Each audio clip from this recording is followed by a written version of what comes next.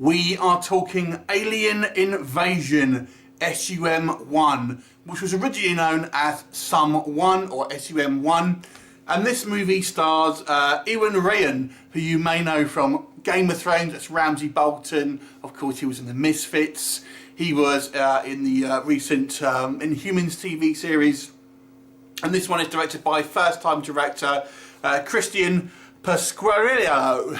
That's definitely how you pronounce his name. So this is I would say it's a mix between Starship Troopers and Castaway. It's basically set in a future where humanity has been kind of driven underground, and as such, a lot of people have kind of developed side effects. For example, the pale skin, white hair, kind of like albino features essentially. And you only get time on the ground, basically on the kind of the upper, or the surface of the earth, if you join the military, and you have to serve like a kind of 100-day continuous tour. And there are kind of a few kind of humans on the surface that refuse to go underground. Anyway, we focus on this one soldier, and he's basically sent to this outpost to defend the borders essentially. And kind of monitor the situation. And from this alien enemy that we're kind of led to believe has obviously kind of wiped out 95% of the population.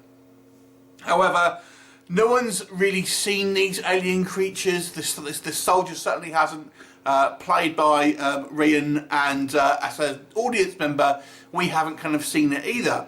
And the character, our main character, starts to question, is there really such a threat, or is it something else, or is he kind of going mad? And it's essentially tells the story of this singular soldier who has to deal with kind of like this long period of time in isolation, with his only friend being a kind of this rat, and how he kind of deals with it, and ultimately, questioning the kind of what is told from him from like propaganda. So there's definitely a mix of different kind of sci-fi elements. Like I said, the nearest thing I would say is a cross between Starship Troopers with all the kind of the military propaganda and threat of kind of like alien life, alien invasion and stuff like that. But with the kind of the Castaway situation where we have one person just on their own and having to deal with the solitary life on a kind of in an isolated area. So what do we think of Alien Invasion SUM1? The title doesn't exactly roll off the tongue, does it? Let's start with that. I've got to say, if you're a fan of Iwan Rheon, this has got some really badly pronouncing names, I tell you, this movie, you're going to love him here. I think he does a great job of this character, and he's a good actor, this guy. Obviously, you've seen him play kind of Ramsay Bolton, I suppose, what he's best known for. Here he plays a kind of a very kind of different character, but it does prove this guy's got the chops, and I've got to say, maybe even his acting even maybe out kind of like paces this actual movie. It's actually a German production, filmed in Germany, and the only other real cast member we have is another kind of guy who is speaking English but has obviously the accent. I will say the main issue of this movie, because it is dealing with this issue of isolation and kind of doing the same daily tasks over and over and over again, and this kind of very kind of like washed out kind of colour palette that this movie has, it really does kind of make the movie quite dull. Now the point of it being is that the monotony of being this soldier obviously is dull, but as a film you start to feel it as a kind of a piece of entertainment, which may be, I mean, if you think about the movie Castaway, it kind of dealt with the same thing, but you were still invested in that story. What's here, it does end up being a little bit dull. Now, there's definitely some interesting kind of themes that are battered around in this movie. Definitely does kind of pick up at the end.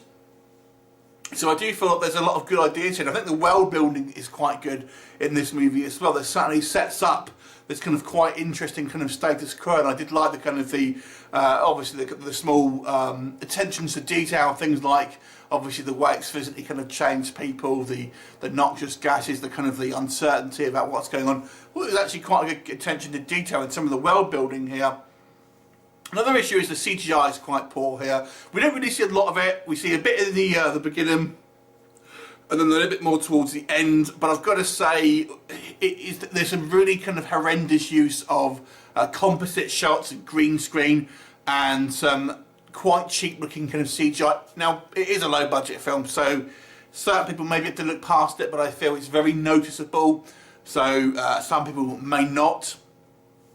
I did like the kind of the costume designs and things like that. I thought the look of the kind of the soldiers, and we see kind of like a couple of military vehicles at the beginning of the of the movie, and the kind of the set design of this one kind of base, which we basically spend 90% of the movie in, all looks pretty good.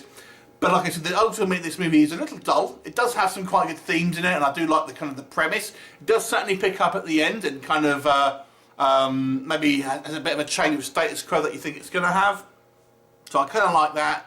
So it's a mixed bag, this film. I do feel that there is quite a lot of good stuff here, but ultimately I feel you have to have a little bit of patience to this movie, and I do not feel just having one guy literally kind of talk to himself or the rat for the majority of the movie doesn't make it for a thrilling movie to watch.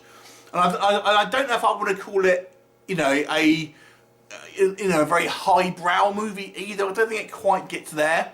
But nonetheless, I feel if you like maybe a different style of sci-fi film, then you may want to check it out. It's a mixed bag. I think it has some very strong elements, but it has a few fundamental flaws as well. So I'll give it a 5 out of 10.